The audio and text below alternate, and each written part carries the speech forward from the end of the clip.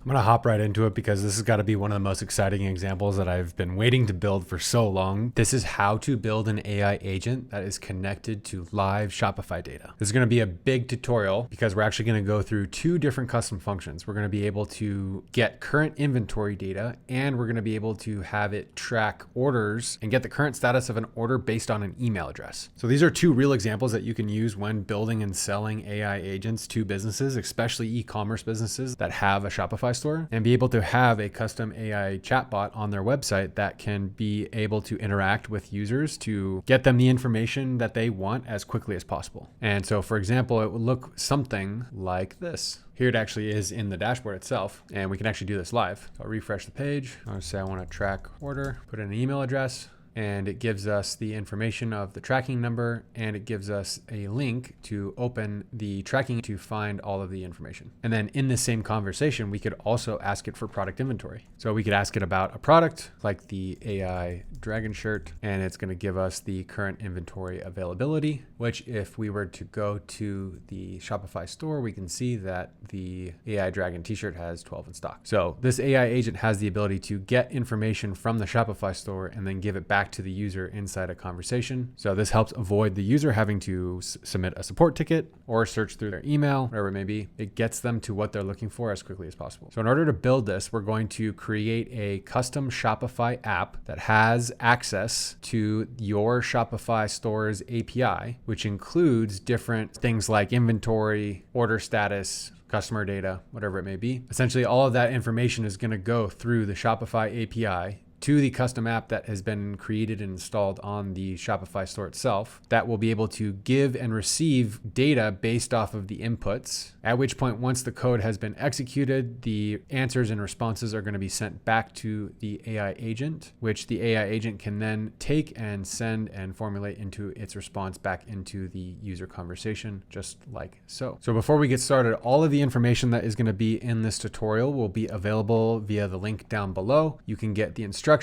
you can get the code that you can copy and paste. You can use the prompts as well as the full instructions and everything that you could possibly need to follow along and copy this tutorial for yourself. And again, that's in the link down below. Also, before we get started, there is a whole nother tutorial that I created that is a little bit simpler than this, which it allows an AI agent to be connected to active stock market data. So a user could ask, hey, what's the current price of a stock like Meta? And then the AI agent will be able to go to the stock market data, pull down the current price of that stock for Meta, and return the price. There's a full guide in here, and it's going to be very similar to this one, but like I said, it is a bit simpler. So definitely go take a look at that one if this one seems to be a little bit too complicated. But with that being said, the way that we're going to get started is using ChatGPT, or we can use the template code down below, and that's probably actually what we're going to use. And that will allow us to simply just copy and paste it. But if you're using ChatGPT, you can use this prompt, which essentially says, hey, I want to create a custom function that will get the product availability and write the code and give me the JSON parameters, everything that you need. So to save a little bit of time, we're just going to use the template stuff. But that's why that other example is so good, is because it does go through that entire process step by step. We're actually going to start with Shopify and go through the entire process of creating a custom app, installing it, giving it certain permissions via the API, like being able to read the inventory or order data. And then we'll be able to install the app to get the access code. The access code is what we're going to be pasting into the Python code itself inside of Replit. Shopify has a really good tutorial on this, and that will also be linked in the Notion template about how you can create a custom app for your Shopify store and the steps that you need to take, like creating and installing it, selecting the API scope like I just mentioned, and then getting the credentials so that way you can paste those in. And if you're not familiar with any of this, ChatGPT can walk you through this step by step, but in order to just keep this very simple and easy, we're going to kind of just speed race through this. So if we go to our Shopify store and then we click on apps,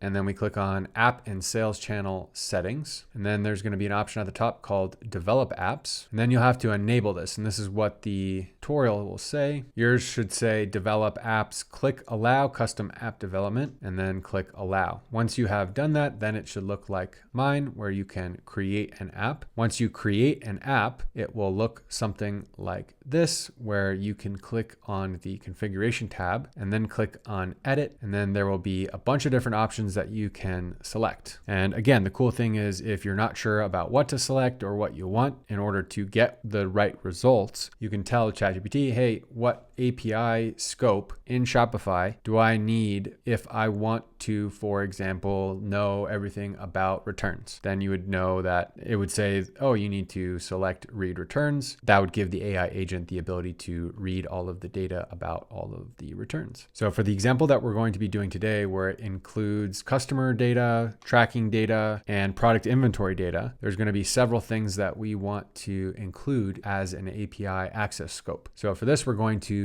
include read access only for all of these. And that ensures that we're not telling the AI agent by some happenstance, hey, I want you to update or change or edit things. We're just going to be able to pull data from Shopify into the AI agent via this API. So assign fulfillment orders, customer data, fulfillment services, which helps track the orders, inventory data, order data, product data, and shipping data. So now that this custom app has these APIs as its scope, when the AI agent tells the code to be run, that code will be able to have access to pull data down from any of these different categories. Once you've selected all of the different API scopes that you want to be included, then we're going to click over to API credentials, and this will say create. Once you've created this token, you're going to want to copy it, and we're going to be able to paste that into the replit code here in a second. And that's going to be pasted in as a private secret key. If we go back to review our instructions, we've now installed the app with the right API token, and we can copy our access code. Now we can start to put things together. In Replit, you're going to create a new Replit, and we're going to select Python, and you can title this anything. I'm going to title mine Get Product Availability, and then click Create Replit. Once I've created the Replit, I can go into the Notion template and copy the code. And then once the code is pasted in, it should look something like this. And there's going to be two different things that we need to update based off of those steps that we just took in Shopify. The first is going to be updating the Shopify store name. And this is going to be whatever your actual domain is. So for example, admin.shopify.com/store/stammer-AI, that's the store name. So whatever your store name is, that's what you're going to be putting into the code here. So for example, I'm going to change my Shopify store name to Stammer-AI. So it matches that name in the URL. And then the second thing is we're going to add the token that we got from the custom Shopify app and paste it into secrets. So if you don't already see secrets, we're going to click the little plus tab here and we can search for secrets. And then this is going to open up a new tab that allows us to add a new secret. And we're going to title this access token. And I've already added this, so that's why it's already showing there. And then we're going to paste in the access token that you got from the custom Shopify app. And we're going to paste that in right here. Once you have that pasted in, we will be able to make sure that the access token is correctly installed inside your code, and everything should be working properly at that point. Now, to quickly go over the code itself,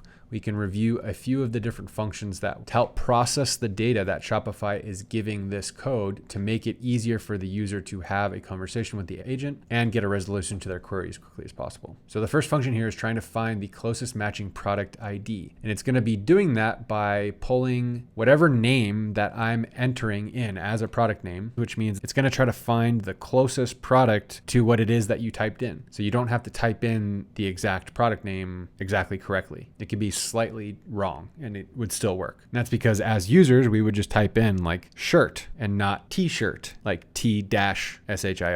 So this function solves for that. Once it finds the right product ID based off of the product name that was given, it's then going to find the current availability of that product, and then it's going to return that information to the URL that we have deployed to, like so. Then there's a little break here, and you can see that there's some comments here that says, now this is the start of the order tracking code, and it's essentially the same thing, but for the different function of passing the user's email to get the current order tracking data, and all of that information will be sent to this appended URL. And if you're like, what is this URL? Well, just give me a sec. So after you have all of this code and you've changed these two details up here, we can click run in order to make sure that there's no bugs or anything wrong with the code. And if there is, it would show up in the console section here. It would say, hey, there's an error, and it would stop automatically. What we can see here is everything is working successfully. Even though this says this is a development server, that's not relevant to what we're doing. So this is actually a good good test, we can now move on to the next step. Now, I've already deployed this one, but what we would do is we would deploy this to a live URL. And if you're creating a new one, it would just have the button up here that says deploy. Now, I mentioned this in one of my other tutorials about creating the stock price AI agent, which you can watch right here. When you are deploying to a live web server for production, we can scale these down quite a bit because we don't need to have this much power for these types of custom functions, especially for testing. Now, if you have a large amount of clients or a large amount of users that are going to be hitting this bot at the same time, then you're going to want to make sure that you have a little bit more action here to be able to cover any spikes of usage at any time. But for most of us, we can push these down to the bare minimums and then click approve and configure build settings. Once you've clicked this, it's going to take a few minutes, probably like 3 to 5 minutes to deploy it. But once it is deployed, you're going to get a URL. And this is the important URL that we are now going to use in our testing step on ReqBin. So if we copy this link address,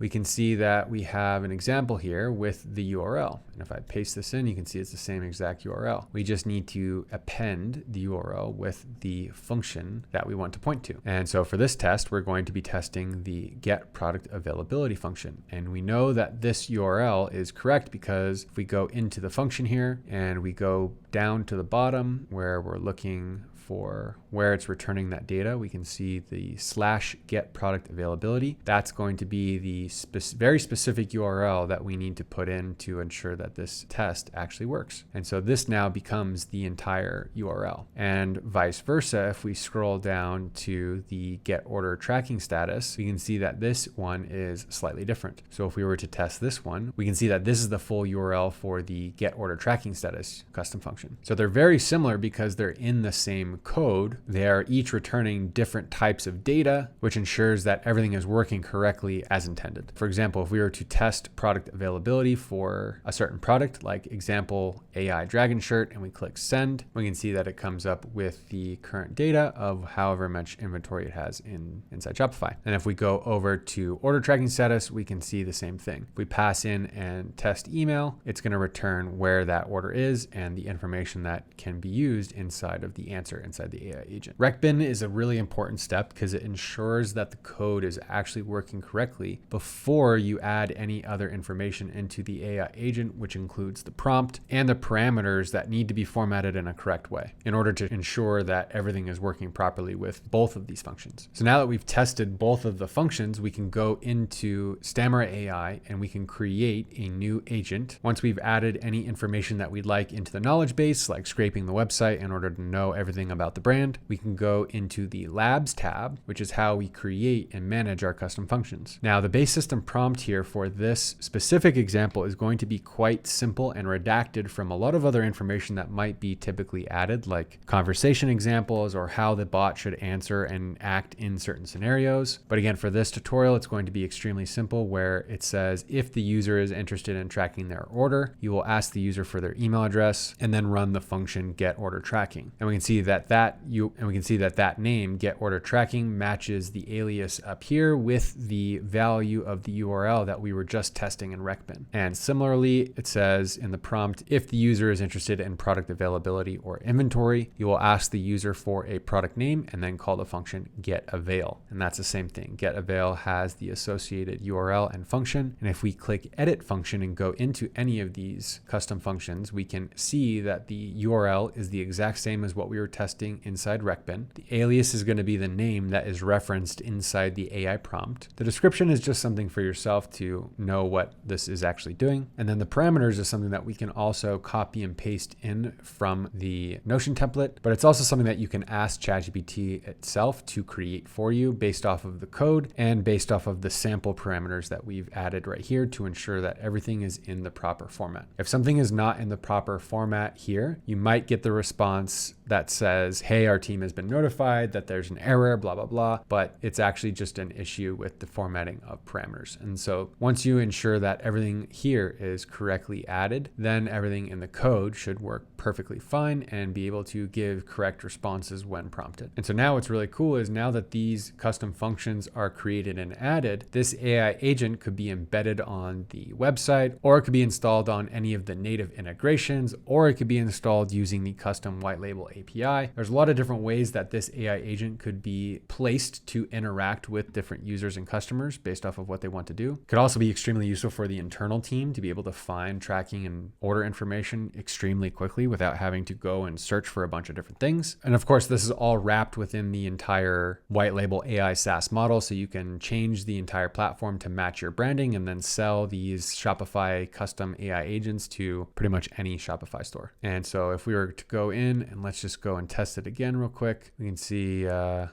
Delve trucker hat has 9,999 in stock. So let's see how much it. Start a new one. So let's ask for inventory.